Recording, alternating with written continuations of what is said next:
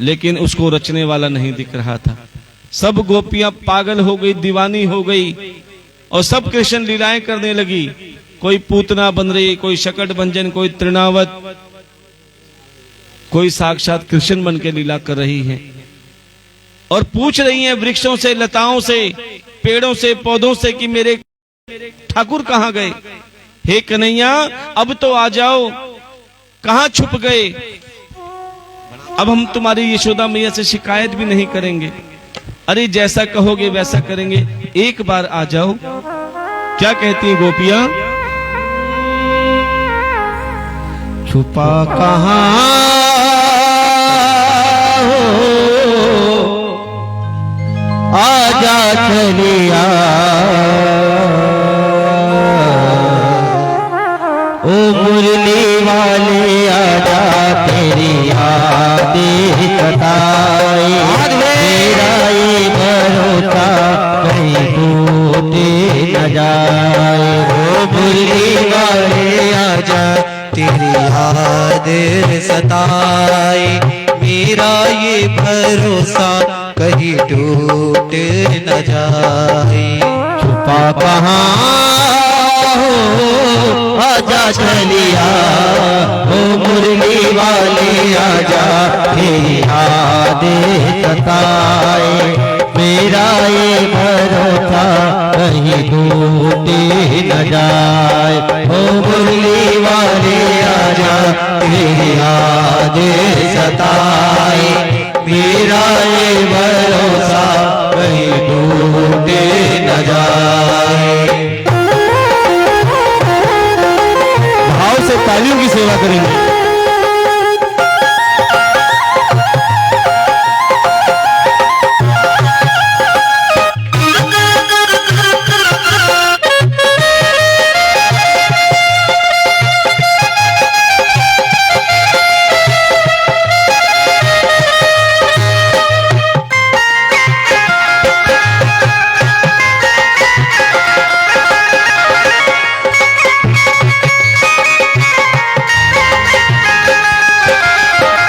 और गोपियां कहती कि कन्हैया,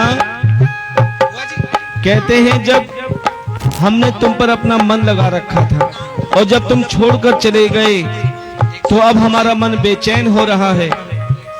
क्यों बचाया था हमें तृणावत से, क्यों बचाया था शकट बंधन से, अगर ऐसे ही छोड़ के जाना था। अब हमारा मन रो रो के क्या कहता है? मन ये पुकारे दिल के सहारे, मन ये पुकारे दिल के सहारे, नैना हमारे तेरा रसता निहारे रे। मन ये पुकारे दिल के सहारे, नैना हमारे तेरा रसता निहारे रे। हर पल बितारी छुपा कहां हो, आजा चलिया, ओ मुरली वाले आजा, तेरी यादें सताए, मेरा ये भरोसा कहीं टूट न जाए। ओ मुरली वाले आजा, तेरी यादें सताए, मेरा ये भरोसा कहीं टूटे न जाए।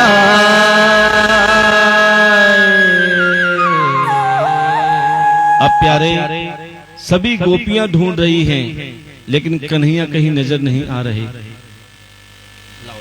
तब एक गोपी की नजर पड़ी कन्हैया के पैरों के निशान की तरह। अरे देखो देखो, लगता है कन्हैया इसी रास्ते से गए। सभी गोपियां गई तो क्या देखा?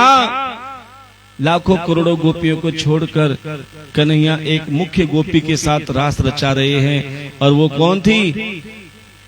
भागवत कथा में राधे का नाम नहीं है, उसे आराधिका बोला गया है। अब प्यारे, उस श्री राधे ने भी कहा, कन्हैया मैं थक गई हूं, अब मुझे अपने कंधे पे बिठाल के ले चलो। अब कन्हैया ने देखा कि देखो राधे के अंदर भी अभिमान आ गया, तो प्यारे वो वहां से भी अंतर्ध्यान हो गए। तब सभी गोपियां और स्वयं श्री राधे रानी सोचने लगी कि जो चीज जहां पर खोई जाती है उसे वहीं ढूंढना चाहिए। सभी के सभी यमुना तट पे गई और प्यारे मिलकर एक साथ गोपी गीत गाने लगी। देखो जिनका सर ढका हुआ है अच्छी बात है, जिनका नहीं ढका वो अपना सर जरूर ढक लें, क्योंकि कहते हैं जिस भागवत कथा में गोपी गीत गाया जाता है उस भागवत कथा में साक्षात कन्हैया किसी न किसी रूप में जरूर होते हैं, क्योंकि यहाँ महाराज चल रहा है। आज भी निधि वन में अगर आप गए हो तो आपने देखा होगा कि रोज रात को वहां पे महारास होता है। सभी प्यारे जिनको गोपी गीत आता है वो साथ बोलेंगे, जिसे नहीं आता हाथ जोड़कर मेरे ठाकुर का ध्यान करेंगे, क्योंकि जो ठाकुर का ध्यान करता है गोपी गीत के द्वारा उसकी हर मनोकामना मेरा गोविंद अवश्य पूरी करता है। जयति तेधिकं जन्मना ब्रजे श्रयति इंदिरा शाश्वतत्रहि। जयति तेधिकं जन्मना ब्रजे श्रयति इंदिरा शाश्वतत्रहि। दयति दृष्टितां दिक्षु ताविकास्त्वयि धृतसवस्त्वां वीचिबिन्वते। शरदुदाशये साधुजात सरसिजोदरा श्रीमुषादृशा। सुरतनाथ ते शुल्कदासिका वरद विघ्न तो नेह किं वदा। प्रणत देहिनां पापकर्षणं त्रणाचरानुगं श्रीनिकेतनं। फणिपणार्पितं ते पदाम्बुजं कृणुकुचेषु न क्रन्दिहीक्षयम्। जयति तेधिकं जन्मना ब्रजे श्रयति इंदिरा शाश्वतत्रहि। श्रयति इंदिरा शाश्वतत्रहि शाश्वतत्रहि। और प्यारे जैसे ही गोपियों ने ये रुदन गोपी गीत गाया, कन्हैया ने देखा कि गोपियों के अंदर जो अभिमान था, घमंड था, वो गोपी गीत के द्वारा और आंसुओं के द्वारा धुल गया है, अर्थात अभिमान जा चुका है। और कहते हैं जहां अभिमान चला जाता है प्यारे मेरे ठाकुर का आगमन हो जाता है।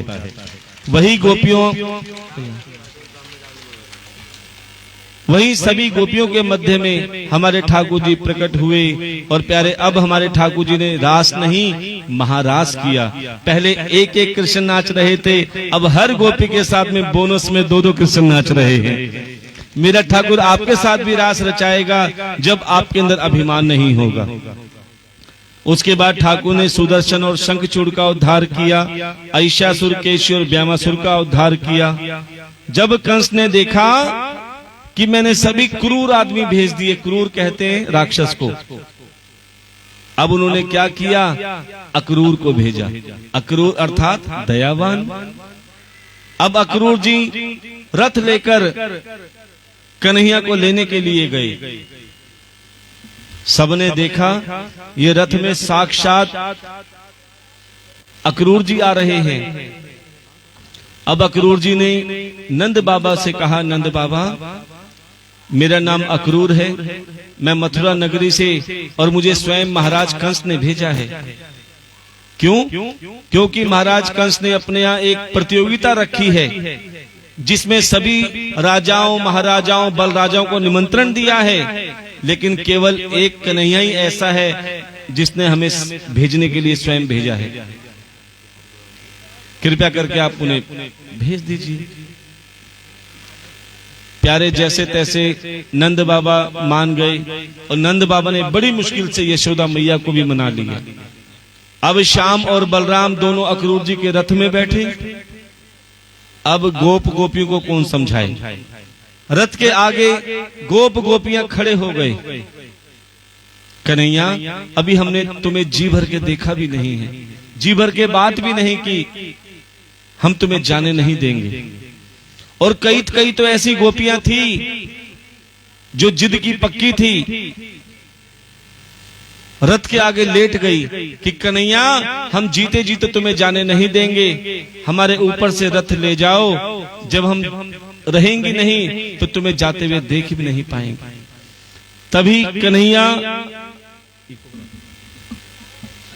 कन्हैया उन गोपियों से क्या कहते हैं, अपना विराट रूप दिखाते हुए, यदा यदा ही धर्मस्य ग्लामिन् भवति भारतः अभ्युत्थानम् धर्मस्य तदात्मानं सृजाम्यहम् परित्राणाय साधूनां विनाशाय च दुष्कृतां धर्म संस्थापनार्थाय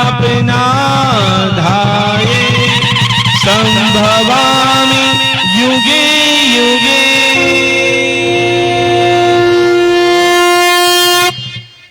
प्यारे जब अपना विराट रूप गोपियों को दिखाया और कहा कि जब जब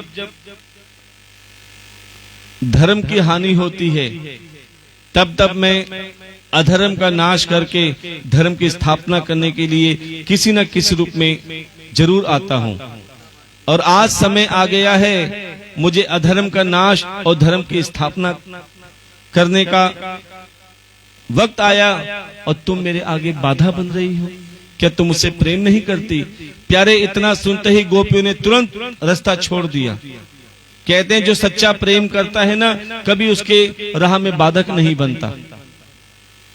अब जैसे श्याम और बलराम अक्रूर जी के साथ में मथुरा पहुंचे, अब अक्रूर जी से कहा कि अक्रूर जी अब आप रथ लेके जाओ, हम पैदल पैदल आते हैं। प्यारे जैसे ही जा रहे थे मथुरा की तरफ तो क्या देखा, एक बूढ़ी मैया झुकी हुई आ रही थी, जिसे लोग कोई कुब्जा कहता था, कोई कुबड़ी कहता था। तभी कन्हैया ने कही, चाची कहां जा रही हो? बोले लाला मैं महाराज कंस को चंदन का लेप लगाने जाती हूँ, तिलक लगाने जाती हूँ। बड़े थोड़ा नेक हमें भी लगा दो तिलक। बोले लाला लगाए तो देऊं, लेकिन मुझसे तो ढंग से खड़ा भी ना होया जाए। बोले चिंता मत कर, इसीलिए तो आया हूं। कन्हैया ने अपने पैर के अंगूठे से उस कुब्जा के पैर पे अंगूठे पे रखा और प्यारे उंगली से ठोड़ी को जैसे ही उठाया, प्यारे कुब्जा के चंदन जैसी काया हो गई। ये चमत्कार सारे मथुरा वाले देख रहे थे। सब मथुरा वासियों की नजर कन्हैया पर थी, लेकिन कन्हैया की नजर किसी को ढूंढ रही थी। सब हैरान कि कन्हैया किसको देख रहे हैं। इधर दुर्योधन भी स्वागत के लिए आए। बोले कन्हैया हमारे यहाँ चलो, हमारे महल में सोने का सिंहासन है, बढ़िया बढ़िया भोग हैं। तब कन्हैया कहने लगे, अरे दुर्योधन देखो, पहले आपको हम बता देते हैं कि भोजन कब अच्छा लगता है। भोजन कब अच्छा लगता है? जब पेट में भूख लग रही हो। और प्यारे, जब तुम्हारा पेट भरा हो ना, सामने चाहे शाही पनीर हो, मटर पनीर हो, कुछ भी हो, तुम्हें अच्छा नहीं लगेगा। और जब भूख लग रही होगी तो प्यारे, तुम्हें सूखी रोटी और लस्सी का गिलास में मिल जाए, छाछ का, उसमें भी आनंद आएगा। पहली बात बताई कि जब भूख हो तब भोजन अच्छा लगता है। और दूसरा, खिलाने वाले के भाव हो, खिलाने वाले का मन हो। आपने देखा हो, आपको भूख लग रही हो और सामने वाला पटर पटर खा रहा है और पूछ भी नहीं रहा। प्रेम से बोलना पड़ेगा, तो आपका मन करेगा खाने का। इसलिए क्योंकि भगवान को फॉर्मेलिटी पसंद नहीं है। अब प्यारे, कन्हैया ने कहा कि अरे दुर्योधन, हमें लग रहा है कि अभी ना तो हमें भूख है, ना तुम्हारा खिलाने का मन है। तुम्हारा तो अपना महल दिखाने का मन है कि मेरा ये महल देखो, ये देखो, वो देखो। बोले मुझे ये महल नहीं देखना, मैं तो किसी को ढूंढ रहा हूं। हजारों की नजर कन्हैया पे थी, लेकिन कन्हैया ने उस नजर को पकड़ लिया जो भाव से उसे बुला रही थी। कौन? विदुरानी। प्यारे, विदुर जी के यहाँ पे कन्हैया पहुंच गए। उस टाइम विदुर जी तो वहां थे और विदुरानी घर में अकेली थी। जैसे घर में पहुंचे, विदुरानी ने देखा, अरे तो कन्हैया आए हैं। विदुरानी पागल हो गई, बावली हो गई कि मैं कन्हैया को कहां बिठाऊं। अंदर गई, चौकी तो ले आई, लेकिन कहते ना, सुध बुध खो जाता है जो मेरे ठाकुर का हो जाता है। चौकी उल्टी कर दी। वो तो सिंहासन पे बैठे, कन्हैया नहीं गए, लेकिन विदुरानी ने उल्टी चौकी रखी, भगवान उस पे भी बैठ गए। क्या है? भाव के भूखे प्रभु, है भाव के भूखे प्रभु, है भाव के भूखे प्रभु, है भाव के भूखे प्रभु। ये वेद बताते हैं, ये वेद बताते हैं, जब भक्त पुकारे प्रेम से प्रभु दौड़े आते हैं। जब भक्त पुकारे प्रेम से प्रभु दौड़े आते हैं। कि प्यारे, उल्टी चौकी पे बैठ के प्रभु मुस्कुरा रहे हैं। अब विदुरानी को नहीं पता कि चौकी उल्टी है, भगवान बैठ गए तो सीधी हो गई। अब क्या खिलाऊं? अंदर गई, केले लेके आई और प्यारे केले छिलके छिले, और जो अंदर का खिलाने का माल था वो तो साइड में रख दिया और छिलके खिलाए। लो प्रभु, भोग लगाओ। अब प्रेम से छिलके भी भगवान खा रहे हैं। प्यारे, तुम खिलाने वाले तो बनो। कौन कहते हैं भगवान खाते नहीं, कौन कहते हैं भगवान खाते नहीं, कौन कहते हैं भगवान खाते नहीं, कौन कहते हैं भगवान खाते नहीं। बेर शबरी के जैसे खिलाते नहीं, मेरे शबरी के जैसे खिलाते नहीं। ये प्यारे, तुम खिलाने वाले तो बनो। जैसे विदुरानी के पास आए, मेरे ठाकुर तुम्हारे पास भी किसी न किसी भाव के रूप में आएंगे। प्यारे, संत महात्मा के रूप में ही आए। अच्छा, एक बात बताओ, ये 6 दिन की कथा किस किसने सुनी? जरा हाथ उठाएंगे जो 6 दिन की कथा सुनने वाले हैं। बहुत बढ़िया, अब हाथ नीचे करो। 5 दिन की कथा सुनने वाले हाथ उठाएंगे जिन्होंने 5 दिन की कथा सुनी है। वो अरे शर्माओ मत, कोई बात नहीं। ठाकुर जी को पता लगना चाहिए ना कि किसकी कितनी हाजिरी लगी है। अच्छा, अब नीचे 4 दिन की कथा सुनने वाले हाथ उठाएंगे। बहुत अच्छी बात। 3 दिन की कथा सुनने वाले हाथ उठाएंगे। अच्छा, 2 दिन की कथा सुनने वाले हाथ उठाएंगे। और जो आज आए उनके लिए हाथ उठाएंगे। इन सब के लिए जोरदार तालियों का स्वागत करेंगे। देखो, कहते हैं एक घड़ी आधी घड़ी, आधी घड़ी में पुनियाद। अरे कथा का एक शब्द भी अगर सुनने को मिल जाए लेकिन वो शब्द अंदर उतरना चाहिए। जरूरी नहीं कि तुम्हें पूरी 7 दिन की कथा समझ में आए। अरे कथा का एक शब्द भी अगर तुमने समझ लिया और उसे जीवन में उतार लिया तो विश्वास मानो तुम्हें पूरी कथा समझ में आ जाएगी। हाँ जी, बातें ना करें। देखो, जिन्होंने 6 दिन की, 5 दिन की, 4 दिन की, 3 दिन की, 2 दिन की, 1 दिन की, या 1 घंटे की, या 1 मिनट की, या अपने घर में बैठ के माइक के द्वारा भी कथा सुनी है, अगर वो 7वें दिन की कथा अर्थात सुदामा चरित्र का वर्णन सुन लेते हैं तो प्यारे उसे 7 दिन की कथा का फल प्राप्त होता है। देखो, अच्छा, दूध में माखन भी होता है, घी भी होता है, लेकिन दिखाई नहीं देता। ध्यान देना, कब निकलता है? जब आप उसे मथते हो। ठीक है ना? ऐसे ही 6 दिन मन का मंथन होता है जो तुम कथा सुनते हो। 6 दिन मन का मंथन हुआ और प्यारे 7वें दिन मेरे ठाकुर रूपी माखन निकलता है और वो यहां से खाली हाथ नहीं जाता।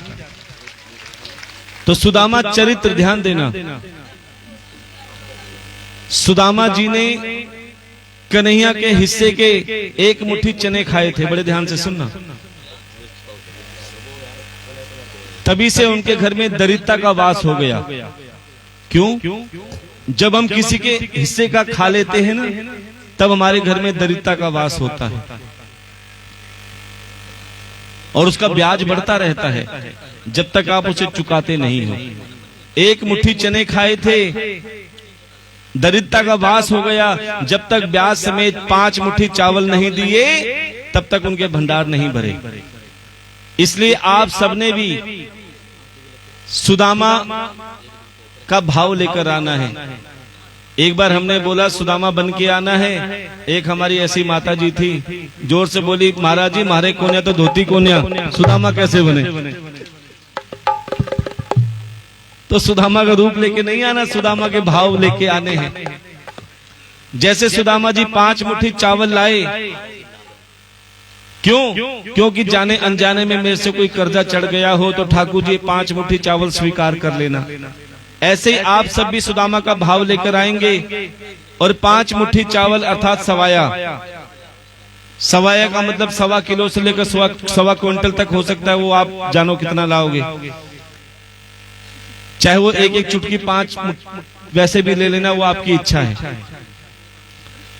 और आने के बाद में ठाकुर से यही कहना कि हे गोविंद, जाने अनजाने में हमसे, हमारे परिवार से कोई कर्जा चढ़ गया हो, आप हमारे सुदामा का भाव जानकर इस कर्जे को इसी जन्म में उतार देना, क्योंकि कर्जा बहुत खतरनाक है। कई बार आपने देखा होगा बच्चे कैसे होते हैं, लड़ते झगड़ते छीन के खर्चा करवाते हैं ना, वो भी कर्जा होता है।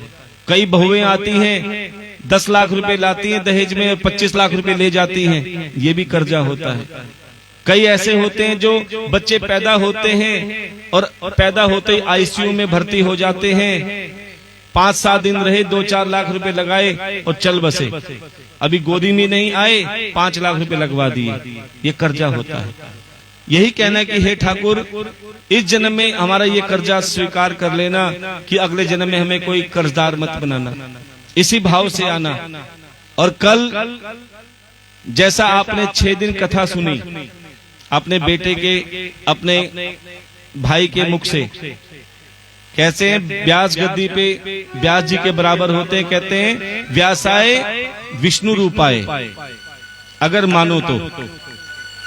कहते हैं अगर विश्वास है तो पत्थर में भी भगवान दिख जाता है, और नहीं है तो साक्षात रूप में भगवान भी आ जाए तो पहचान नहीं पाओगे। ये 7 दिन की कथा आपने सुनी, अगर आपको लगता है कि थोड़ा सा भी ज्ञान आपको मिला है, थोड़ा सा भी आनंद आपको आया है, तो प्यारे कल आपके भाई, आपके बेटे अर्थात व्यास जी की कल विदाई है।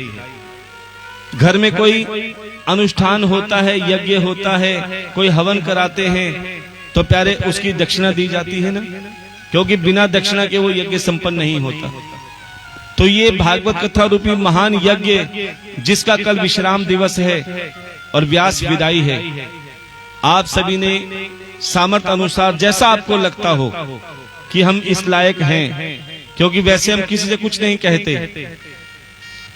आपने इतने महान यज्ञ में सम्मिलित हुए हैं, अगर आपको लगता है कि व्यास जी इस लायक हैं कि हम अपने सामर्थ्य अनुसार व्यास जी को कल मान सम्मान के साथ संपूर्ण दक्षिणा प्रदान करते हुए विदा करेंगे, तो प्यारे व्यासपीठ से आपका हार्दिक स्वागत है। कल सभी ने भागवत जी का संपूर्ण फल प्राप्त करना है, सुदामा का भाव लेकर आना है, और आपने व्यास विदाई में सामर्थ्य अनुसार दक्षिणा देकर मान सम्मान के साथ व्यास जी को विदा करना है। और कल सभी को सुदामा जी के अक्षत भी मिलेंगे और व्यासपीठ से खजाना भी यहीं से मिलेगा। और उस खजाने का क्या करना है, सुदामा के अक्षत जी का क्या करना है, वो आपको कल बताया जाएगा। लेकिन ज्यादा से ज्यादा संख्या में हम कहते हैं कि आप जिस भाव से आए हैं, भगवान हर मनोकामना आपकी अवश्य पूरी करे। और जिन माताओं बहनों ने कलश उठाए हैं, देखो हम पहले दिन से कहते आ रहे हैं, बड़ी बड़ी कथाओं में यजमान बनाते हैं और इतनी लंबी चौड़ी लिस्ट देते हैं कि ये सामान ले आना, उसके बाद दुनिया भर की दक्षिणा बताते हैं।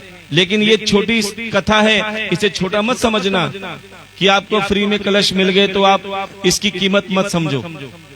ये हजारों से भी बढ़कर कीमत है इसकी। और यहाँ पे आपसे कुछ नहीं मांगा जा रहा, तो आप इसको हल्के में भी मत लेना कि कुछ मांग तो रहे नहीं है, पूजन भी क्यों कराएं। प्यारे, कलश पूजन का मतलब होता है भागवत कथा का संपन्न होना।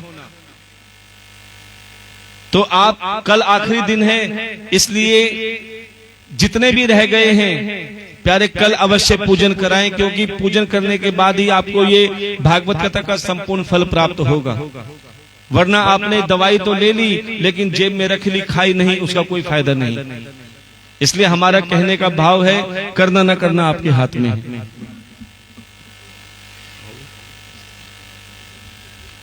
तो प्यारे, जैसे ही श्याम और बलराम कंस की सभा में गए, वहां पर कुबलिया, पीड़, चाणूर और मुष्टिक आदि पहलवानों को वध किया और कंस महाराज अपने सिंहासन पे बैठे थे। कन्हैया उछलकर सिंहासन पर गए और प्यारे कंस मामा के केश पकड़े और जमीन पे लिटा दिया, क्योंकि कंस महाराज ने भी अपनी बहन के केश पकड़ के जमीन पे लिटाया था। छाती पे कन्हैया बैठ गए और जैसे ही मारने जा रहे थे, वध करने जा रहे थे, कंस महाराज ने कहा, अरे लाला छोड़ दो, लाला छोड़ दो।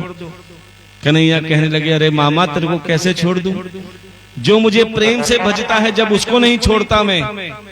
तुमने भी मुझे सुबह शाम भजा है, अरे दाल में कारा जीरा भी आ जाता था तो कहते थे कृष्ण आ गया। हर बच्चों में तुम मुझे देखते थे, तो तुमने सोते जागते दुश्मन के भाव से देखा, लेकिन मुझे तो भजा, तो मैं तुम्हें कैसे छोड़ दूं। प्यारे, छोटे से कन्हैया ने कंस मामा का वध करके प्यारे उनको भी बैकुंठ की राह दिखा दी। बोलिए बांके बिहारी लाल की। अब प्यारे, रेवत देश के राजा रेवत ने अपनी पुत्री रेवती का विवाह बलराम जी के साथ किया, और इधर भीष्मक जिनके 5 पुत्र और 1 पुत्री, बीच में जगह छोड़ दीजिए थोड़ी थोड़ी, 250 ग्राम इधर, 250 ग्राम इधर, क्योंकि माँ अम्बा रुक्मणी आएंगी इस रास्ते से। और बड़े ध्यान से सुनना, उसके बाद हमारे ठाकुर जी भी आएंगे। और जो बराती कौन कौन बनेगा,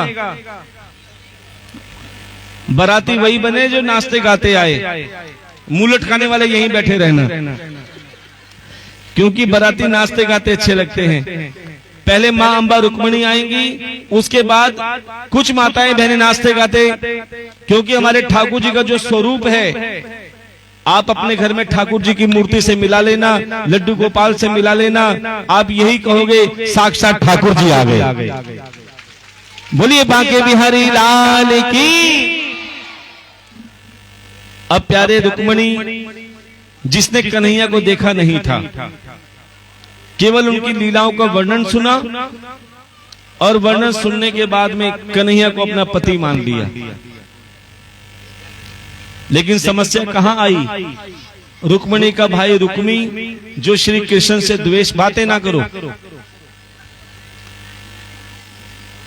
कृष्ण से द्वेष करता था, और अपने मित्र शिशुपाल से उसका विवाह कराना चाहता था। तभी रुक्मणी ने एक ब्राह्मण के हाथ पत्र भेजा। पत्र में लिखा था, देखो कन्हैया, तुम्हारे होते हुए क्या तमाशा बन रहा है। तुम्हें मैं मन से अपना मान चुकी हूं, अब तुम्हारी जो इच्छा हो वो कर लेना। कन्हैया ने भी पत्र भिजवाया। अभी रुक जाओ, 2 मिनट के लिए रुकवा लो। तो कन्हैया ने भी एक पत्र भेजा, कहा रुक्मणी तुम चिंता मत करना, जो मुझे मन से अपना मान लेता है मैं भरी सभा में उसे राजी राजी या बेराजी हर के ले जाता हूँ। तुम केवल कात्यायनी मंदिर में पूजा करने आना। अब माँ अम्बा आपके यहाँ पर कात्यायनी की पूजा करने आ रही है, जरा हाथ उठा के तालियों को स्वागत करेंगे। आजा माँ एक बार मेरे घर आजा माँ, आजा माँ एक बार मेरे घर आजा माँ एक बार मेरे घर आजा माँ, आजा माँ एक बार मेरे घर तेरे भगता रहे निहार मैं वारी जाऊं मैया जी। हाथ लगे मैं वारी जाऊं मैया जी, मैं वारी जाऊं मैया जी, बलिहारी जाऊं मैया जी, मैं वारी जाऊं मैया जी, बलिहारी जाऊं मैया जी। तेरे भगता रहे निहार मैं वारी जाऊं मैया जी।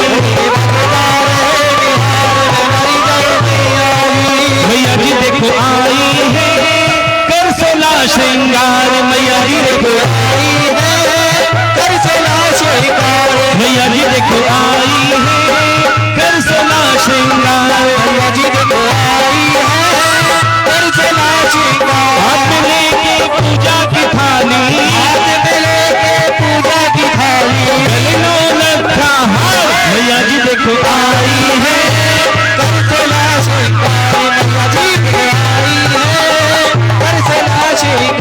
जय प्रेम से बोलो जय माता दी, जय सारे हैं बोलो जय माता दी, जरा हाथ उठा लो, जय माता दी, जरा आगे वालो, जय माता दी, देवी माँ भोली जय माता दी, माँ भर दे झोली, जय माता दी, जयकारा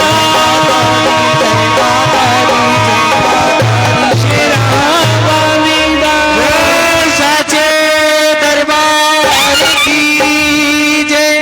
अब कुछ बराती हमारे ठाकुर जी के बराती बन के चले जाओ पीछे। हाँ जी बराती चले जाओ पीछे, जो नाचते गाते आएंगे। हाँ जी चले जाओ, देख क्या रहे हो, जाओ। जो नाचने गाने में परफेक्ट हो वो बराती बन के जाना और नाचते गाते आना, क्योंकि ये सौभाग्य बड़ी मुश्किल से मिलता है। अरे संसार की शादी में तो सब नाचते हैं, लेकिन आज ठाकुर की शादी में सब नाचते हैं। तो ढोल माल बाजे की खूब व्यवस्था है, सबने ढोल बाजे से नाचते हुए आना है।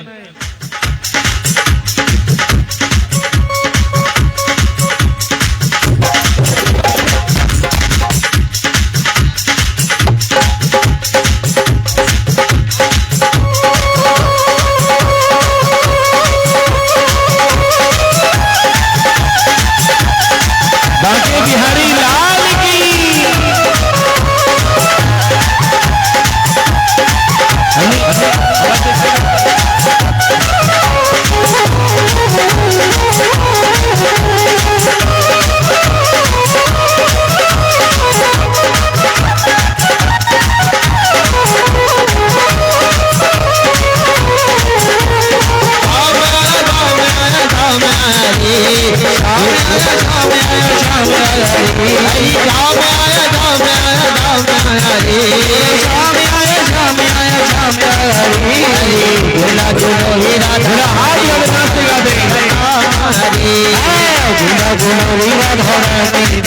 तेरा जाम हरी हरी झूला झूलो हीरा रानी झूला दे तेरा जाम हरी झूला झूलो हीरा रानी झूला दे तेरा जाम हरी पारी कमली वाला मेरा यार है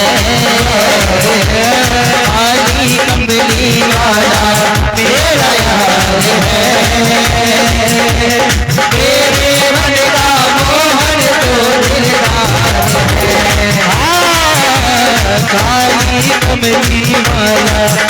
मेरा यार है, मेरे मन का मोहन तो दिलदार है,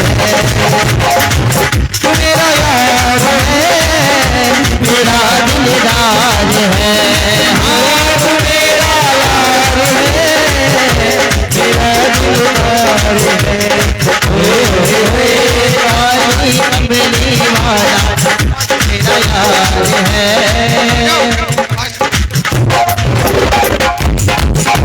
काली कमली वाला मेरा यार है, काली ठाकुर जी को जगह दे दो आने के लिए। मेरा यार है, मेरे मन का मोहन तो दिलदार है। बहुत ही सुंदर। हमारे ठाकुर जी को जगह दे दो। जिस काम को करने के लिए आए वो रास्ता छोड़ दो, रास्ता छोड़ दो। जिस काम के लिए करने आए हैं, ठाकुर जी आए, रुक्मणी जी का हाथ पकड़ा और भगा कर ले गए। रास्ता छोड़ दो। ये पूरे अलीपुर का राउंड लगा कर आएंगे। दूल्हा बने हैं नंद लाला की जोड़ी का जवाब नहीं, दूल्हा बने हैं नंद लाला के जोड़ी का जवाब नहीं, दूल्हा बने हैं नंद लाला के जोड़ी का जवाब नहीं, दूल्हा बने हैं नंद लाला के जोड़ी का जवाब नहीं, ये जोड़ी का जवाब नहीं है, ये जोड़ी का जवाब नहीं, ये जोड़ी का जवाब नहीं, ये जोड़ी का जवाब नहीं, हाँ दूल्हा बने हैं नंद लाला के जोड़ी का जवाब नहीं, दूल्हा बने हैं नंद लाला की जोड़ी का जवाब नहीं। अलीपुर में बारात आई, अलीपुर में बारात आई, अलीपुर में बारात आई, अलीपुर में बारात आई, नाचते गाते झूमते आई, हाथ बदले झूमते आई, आज विवाह हुआ मेरे कान्हा का, मेरे कान्हा का,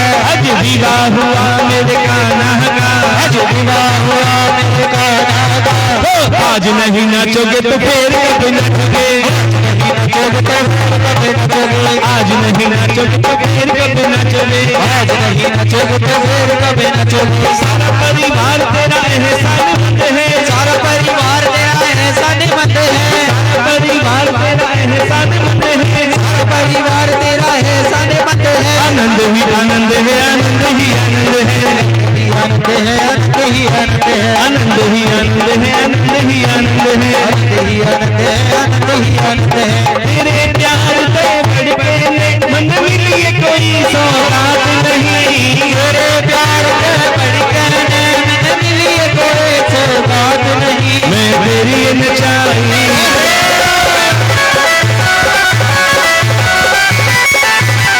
तेरी नचाई नाच सूर से दुनिया की औकात नहीं, मैं तेरी नचाई नाच सोच दुनिया की औकात नहीं। जय राधे जय राधे जय राधे श्री जय राधे, राधे जय राधे जय श्री राधे बोले जय राधे, जय श्यामा जय श्यामा जय श्री श्यामा बोलो जय श्यामा, श्यामा जय श्यामा जय श्री श्यामा बोले जय श्यामा। हे वृंदावन बांके बिहारी लाल की।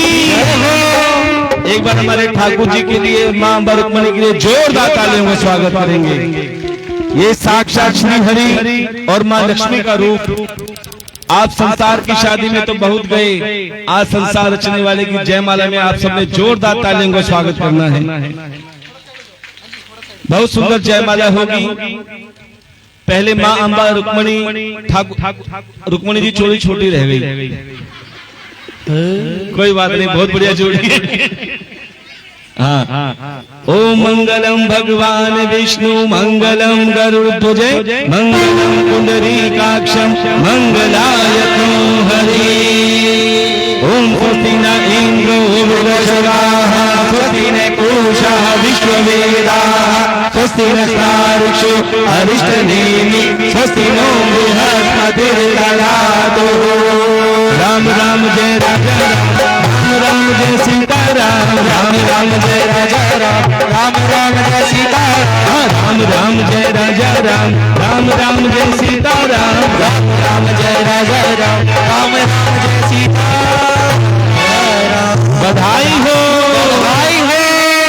अब सबने ठाकुर जी को आशीर्वाद देते हुए तिलक करना है और बिना धक्का मुक्की के पहले हमारे राजपाल सिंह जी आएंगे हमारी दीदी को लेकर मान सम्मान के साथ तिलक करते हुए। आओ मेरी सखियों मुझे मेहंदी लगा दो, आओ मेरी सखियों मुझे मेहंदी लगा दो, मेहंदी लगा दो मुझे ऐसी सजा दो, मेहंदी लगा दो मुझे ऐसी सजा दो, मुझे श्याम सुंदर की दुल्हन बना दो, मुझे श्याम सुंदर की दुल्हन बना दो। आओ मेरी सखियों मुझे मेहंदी लगा दो, मेहंदी लगा दो, मेहंदी लगा दो मुझे ऐसी सजा दो, मेहंदी लगा दो मुझे ऐसी सजा दो, मुझे श्याम सुंदर की दुल्हन बना दो, श्याम सुंदर की दुल्हन बना दो।